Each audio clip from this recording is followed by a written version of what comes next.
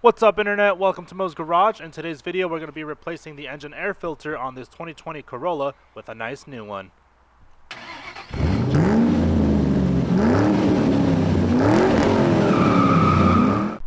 Alright, so first things first, let's go ahead and unlatch the hood. Go ahead and pop it open. Let's go ahead and unlatch the hood prop, and then we can go ahead and stick it down in this hole over here with the arrow pointed to it, just like that.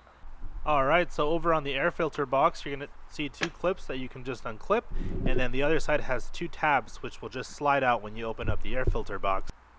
Alright, go ahead and lift up on your air box and slide out your old air filter.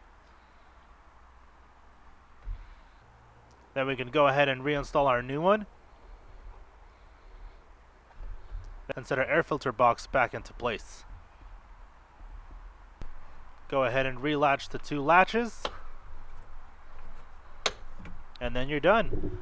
Alright guys, so there you have it. Thank you guys so much for watching. Please consider liking and subscribing, and I'll catch you guys on the next one.